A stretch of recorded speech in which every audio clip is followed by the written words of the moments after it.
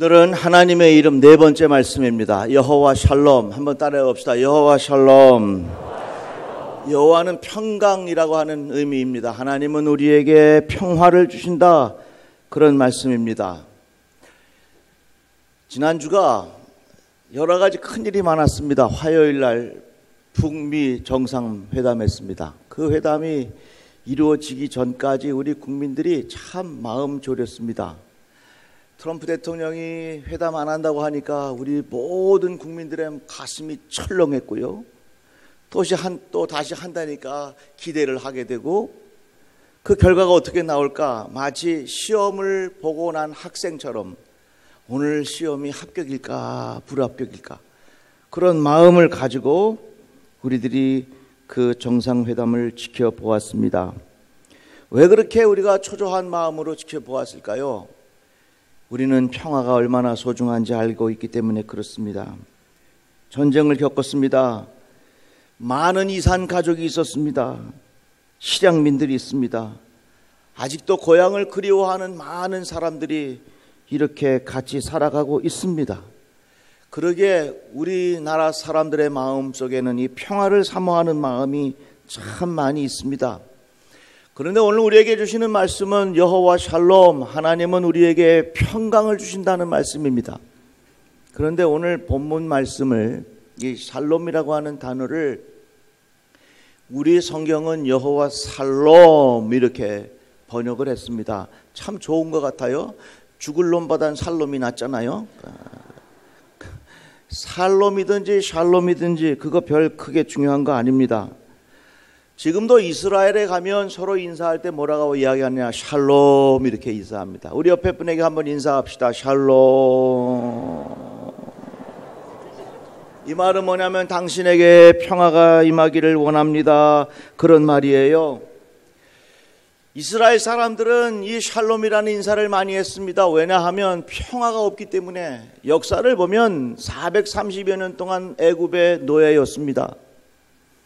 그리고 사사시대를 지나면서 여러 가지 많은 어려움을 겪었습니다. 북이스라엘은 아수르에게 망하고 남유다는 바벨론에 망하고 수천 년 동안 나라를 빼앗긴 상황으로 살았습니다. 적어도 2000여 년 동안 이스라엘 백성은 자기의 땅이 없이 흩어진 백성으로 살았습니다.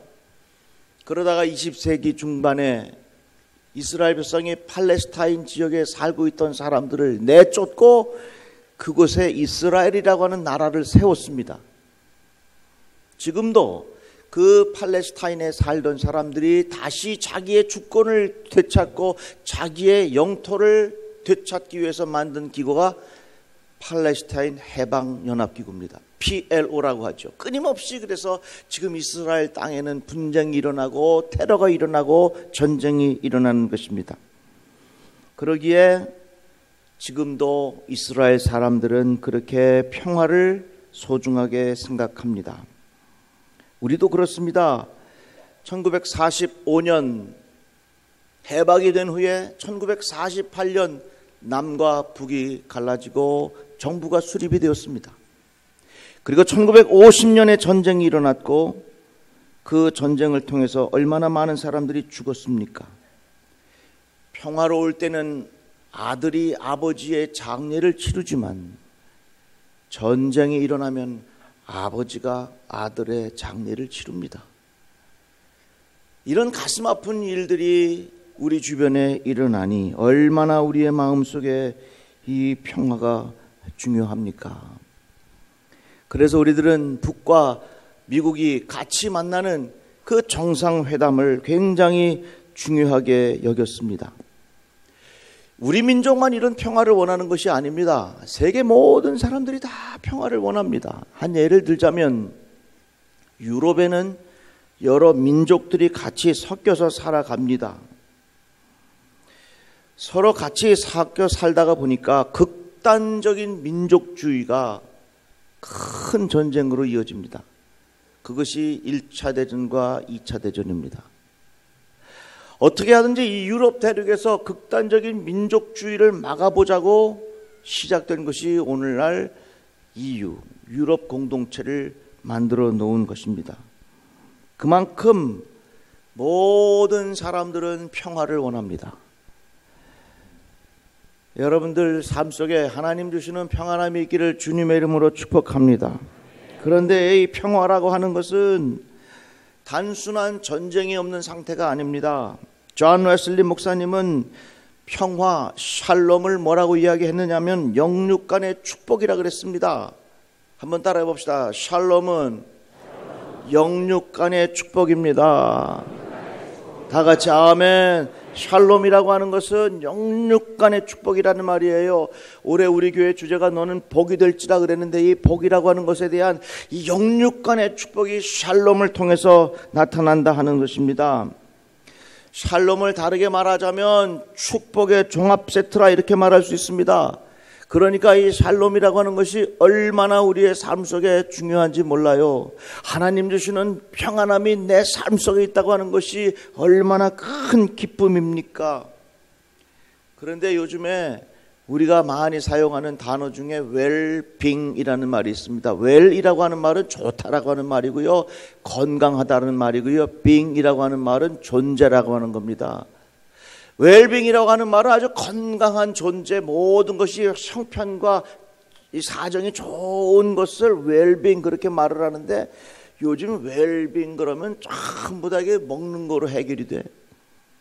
그래서 웰빙이라고 하는 좋은 단어가 이 대한민국에 와서는 먹거리로 둔갑했어요. 참 우리나라 사람들이 먹는 걸 얼마나 좋아하는지 이런 단어조차도 먹는 것으로 바꾼다 그 말이요. 그런데 어떻게 보면 웰빙이라보다 더 소중한 단어가 있는데 그게 바로 샬롬이요, 영육 간의 축복이라고 하는 겁니다. 축복의 종합 세트가 샬롬이에요. 다시 한번 옆에 분에게 인사합시다. 여호와 샬롬. 또 한번 인사하여 평안이 임하기를 바랍니다. 오늘 말씀 속에 기드온이 이곳을 여호와 샬롬이라, 하나님은 평화라, 여호와는 평강이라 이렇게 말하였는데 그럴 만한 배경이 있었습니다. 이스라엘 역사를 보면 사사시대가 있습니다. 사사시대는 뭐냐? 가나안 땅에 정복해서 왕권이 시작되기 전까지의 이 기간을 사사시대라고 말합니다. 이때는 무슨 일이 있었느냐면은 왕이 없습니다. 그러니까 제각각 서로 다른 의견들이 있어요. 그러다가 나라를 빼앗깁니다. 주권을 빼앗기지요. 전쟁에서 지면 노예가 되는 거예요. 그 전쟁에서 지니까 이스라엘 백성이 하나님 도와주세요, 하나님 우리들 다시금 살 길을 열어주세요 기도하니까 하나님은 또 그때에 사사를 세우시고 사사를 통해서 전쟁합니다. 전쟁에서 이깁니다. 다시금 그 나라에 평화가 옵니다. 안정됐어. 근데 살만하면 또 하나님 모른다 그러고 우리 마음대로 산다 그러고 우상을 섬기고 하면서 나라가 또 퍽 망합니다. 그러면 또 망한 나라가 또 하나님 도와주세요 그러면 이 사사가 또 나옵니다. 이것이 계속해서 사이클로 반복되는 것이 사사기의 역사고요. 이것이 어떻게 보면 인간의 역사입니다. 인간은 끊임없이 살만 하면 하나님 모른다 그래요. 그러다가 다 죽어가면 하나님 살려주시면 살려주세요 그러면 하나님 또 살려주시고, 하나님 살려주셔서 살만 하면 또 하나님 모른다 그러고. 그러니까요, 어떻게 보면요, 어려울 때보다 괜찮을 때 믿음 지키는 게 훨씬 더 어려운 거예요. 다 같이 아멘. 우리나라가 6.25 이후에 해방되고 그때는 어려웠으니까 더 예수 믿는 사람이 많았고 열심히 예수들을 믿었어요. 그런데 요즘에는 살만하니까 예수 믿는 거 별로 신경 안 써. 이거 우리가 이럴 때 조심해야 합니다. 그럴 때에 하나님께서 누구를 세우셨냐면 기드온이라고 하는 사사를 세우신 겁니다. 이스라엘의 미디안으로 말미암아 궁핍함이 심한지라 이에 이스라엘 자손이 여호와께 부르짖었더라. 하나님께 부르짖었더니 누구를 세우셨다고요? 기드온이라고 하는 사사를 세우신 것입니다. 그러니까 기드온이 하나님 내가 이 일을 어떻게 감당합니까? 나는 도저히 감당할 수 없습니다. 하나님 지금 나와 함께 하시는 표징을 보여주십시오. 이렇게 요청했어요. 그리고 이제 이 기드온이 가서 염소 새끼하고 무교병하고 국을 양푼에 담아가지고 가져왔습니다. 그랬더니 하나님의 사자가 이렇게 말씀하십니다. 고기와 무교병을 가져다가 이 바위 위에 놓고 국을 부어라. 무슨 얘기인지 아시겠죠? 바위 위에 고기를 놓고 그리고 무교병을 놓고 그 위에 국을 부어라. 기드온이 그대로 했습니다. 여호와의 사자가 손에 잡은 지팡이 끝을 내밀어 고기와 무교병에 대니 지팡이를 거기다가 대니까 바위 위에서 불이 나와 고기와 무교병을 살랐고 여호와의 사자는 떠나서 보이지 아니한지라. 불로 하나님께서 그곳에 나타나신 증거를 보여주신 것입니다. 그런데 이 기드온에는 큰일 났어. 왜냐하면 여호와의 사자를 대면하여 보면 죽는다 그랬거든요. 그러니까 이 기드온이 벌벌 떨면서 슬프도소이다. 주 여호와여, 내가 여호와의 사자를 대면하여 보았나이다. 내가 이제 죽게 됐으니 큰일 났습니다. 그때에 여호와께서 그에게 이르시되 너는 안심하라, 두려워하지 말라, 죽지 아니하리라. 아멘 좀 해봐요. 기드온이 여호와를 위하여 거기서 제단을 쌓고 그것을 여호와 살롬이라 하였더라 그랬습니다. 그러니까 기드온이 여호와 살롬이라고 이름을 붙였던 곳은 모든 것이 평안하고 모든 것이 안정되고 모든 문제가 풀어진 그런 상황에서 여호와 살롬이라고 이름을 붙인 게 아니에요. 기드온이 여호와의 사자를 대면하여 보았으니 내가 죽게 되었나이다. 그리고 이 기드온은 미디안과 싸우기 위하여 전쟁터로 나가야 할 그런 위협 속에, 불안 속에, 두려움 속에 있었던 그런 상황이었습니다. 누가? 기드온이. 그런데 기드온은 그곳에 이름을 뭐라고 붙였느냐? 여호와 살롬. 여호와는 평강이니라.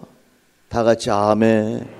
여러분, 우리들은 이 말씀을 통해서 평강이 어디서부터 오는가를 깨닫게 됩니다. 평강은요, 환경에서 오는 것이 아니라 관계에서 오는 겁니다.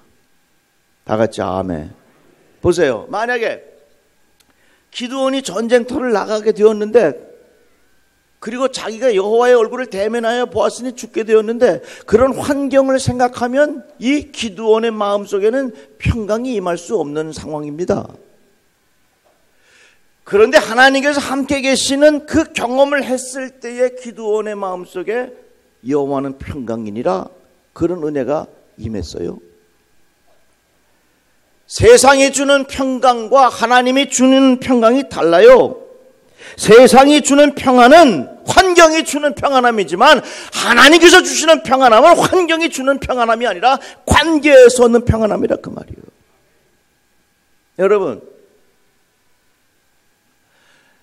몇 주 전에 트럼프 대통령이 나 정상화매달 안 한다고 그랬을 때 깜짝 놀랐잖아요. 그랬더니 그 바로 다음 날인가 그 다음 날인가 김정은 위원장이 문재인 대통령한테 전화를 했어요. 형님, 큰일 났습니다. 뭐 이렇게는 안 했겠지만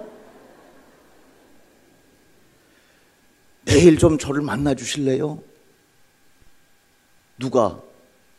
북한의 김정은 위원장이 남한의 대통령한테 전화를 해서 내일 좀 저를 만나 주실래요?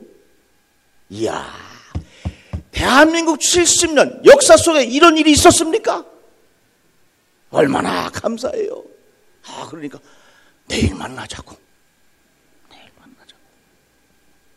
그래갖고 토요일 날 오후에 김정은 위원장하고 문재인 대통령하고 두 분이 만나셨어요. 야, 여러분 이 뉴스 보고 어떠셨습니까? 얼마나 마음이 기쁘고. 다 같이 아멘. 평안함은 어디서부터 오는 줄 아십니까? 관계에서부터 오는 거예요. 아직도 휴전선 그대로 있고요, 아직도 총 그대로 겨누고 있지만 두 정상 간의 관계가 좋아지니까 거기에 평안함이 오는 거예요. 행복이 뭐냐? 행복은요, 환경이 주는 것이 아니라 행복이라고 하는 것은 관계의 평안함이 행복이에요. 좋은 집에서 살아. 먹을 것도 많아. 돈도 많아. 그런데 남편이 맨날 딴살림 사리고 나갔어. 그게 좋겠습니까? 환경으로 볼 땐 좋지만 관계의 평안이 깨지니까 행복이 없는 거예요. 행복이란 어디서부터 오느냐? 관계에서부터 오는 거예요.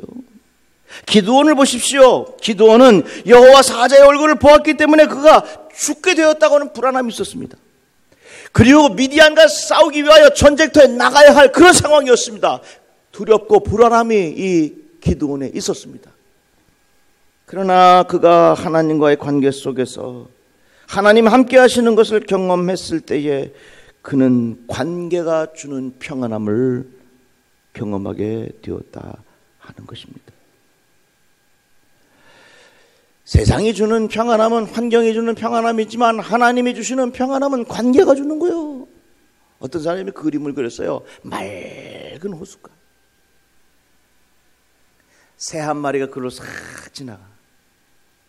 그 밑에 이름이 평화. 또 한 사람이 그림을 그렸어요. 폭포수에서 물이 팍 쏟아져. 물이 그냥 시끄럽게 쏟아지고 물이 여기저기 튀고 말이죠. 막 정신이 없어. 그런데 그 폭포수 틈으로 나무 위에 둥지를 틀었는데 그 둥지에 새끼 새가 입을 쫑긋이 하고 어미 새가 와서 그 새끼에게 먹을 것을 탁 놓아줘. 그 그림의 이름이 평화. 고요한 호숫가에 새 한 마리가 지나가는 평화는 세상이 주는 평화고, 폭포가 내려쪼이고 시끄럽고 복잡하고 물 한 개가 팍팍 튀는 그곳에 어미새가 새끼에게 먹이를 갖다 주는 그 평화는 우리 주 예수 그리스도께서 주시는 관계의 평안함이에요. 예수님 말씀하셨습니다. 평안을 너희에게 끼치노니 나의 평안을 너희에게 주노라. 내가 너희에게 주는 것은 세상이 주는 것과 같지 아니하니라. 너희는 마음에 근심하지도 말고 두려워하지도 말라. 세상의 많은 사람들은 모든 환경이 자기가 원하는 대로 다 되어야 그게 평안인 줄 알아. 그러나 하나님께서 우리에게 주시는 평안함은 세상에 문제가 아직도 많고 두려움의 요소들이 있고 불안함의 요소들이 있고 모든 것이 불안정해도 밖에는 폭포의 소리가 크게 들려와도 그 둥지 안에 있는 어린 새가 어미로부터 먹이를 받아먹는 그 관계 속에 오는 평안함. 이러한 평안함이 우리 모든 성도들에게 임하기를 주님의 이름으로 축복합니다. 태풍이 불면요 무섭습니다. 온 세상 정신이 없어요. 태풍이 몰아치기 시작하면 막 건물도 간판도 이런 것들이 다 날아갑니다.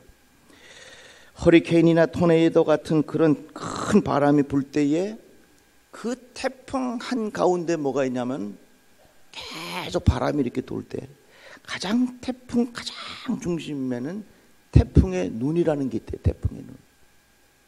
태풍의 눈은 정말로 고요한 곳이요. 그 태풍의 눈에는 아무것도 없는 가장 고요한 태풍의 눈이 있답니다. 하나님께서 우리 인생살이에도 각 사람들 마음속에 태풍의 눈과 같은 장소를 두셨습니다. 그 깊은 장소에 우리 주 예수 그리스도의 관계가 잘 되면 하나님께서 여러분들의 심령 속에 평안함을 주실 것이고, 그곳에 엉뚱한 것이 들어와 있다면 우리 인생은 중독에 걸린 폐인과 같은 인생이 되고 말 것입니다. 태풍에 눈이 있는 소용돌이 치는 그 순간에 하나님의 임재를 경험하면 그것이 하나님 주시는 평안함으로 채워지게 된다 하는 것입니다. 여러분, 평안하기를 원하십니까? 환경이 주는 평안함은 오래가지 못합니다. 환경이 주는 평안함은 그때그때 달라집니다. 그러나 태풍이 불어도 내 심령 가장 깊은 그곳에, 태풍의 눈과 같은 곳에 우리 주 예수 그리스도를 깊이 모시고 살면 하나님께서 주시는 평강이 그 안에 있다 하는 말씀입니다. 사도 바울은 편지를 쓸 때에 은혜와 평강이 있기를 원하노라 이렇게 썼습니다. 한번 따라해 봅시다. 은혜와 평강이 있기를 원합니다. 이 은혜라고 하는 것은요, 값없이 주는 은총입니다. 값없이 주는 선물이요. 헬라 사람들은 은혜를 강조했습니다. 그러니까 신약 시대에 살았던 사람들은 이 은혜라는 말을 강조했고, 유대인들을 비롯한 이 구약에 속한 그런 사람들은 뭘 강조했다고요? 평화를 강조했어요. 그래서 유대인들은 샬롬이라 인사한다 그랬잖아요. 그런데 이 은혜와 평강이라고 하는 것은 서로 떨어진 게 아닙니다. 은혜라고 하는 것은 내 영혼의 가장 깊은 곳에, 태풍의 눈과 같은 곳에 하나님의 은혜가 깊이 임하면 그것에 주시는 선물이 있는데 그게 평강이야. 그러니까 하나님의 은혜가 복음의 뿌리라면 평강이라고 하는 것은 복음의 열매요. 다 같이 아멘. 내 가장 깊은 곳에 하나님의 은총이 임하면 그것에서부터 나오는 싹이 있고 그것에서부터 나오는 풍성한 열매가 있는데 그것이 바로 우리에게 주시는 하나님의 평강, 여호와 샬롬이라 하는 겁니다. 이 세상에 많은 사람들이 평화를 원합니다. 그런데 환경을 통해서 평화를 원하지만 그것은 세상이 주는 평화고 환경이 주는 평화는 그때그때 달라져. 여러분들의 가장 심년 깊은 곳에 우리 주 예수 그리스도께서 주시는 귀한 은혜가 가득하기를 주님의 이름으로 축복합니다. 그리하면 그곳에 여호와 샬롬, 하나님의 은혜가 임한다 하는 말씀입니다. 찬송가 413장 한번 1절을 같이 불러볼까요? 내 평생에 가는 길, 내 평생에 가는 길 순탄하여 늘 잘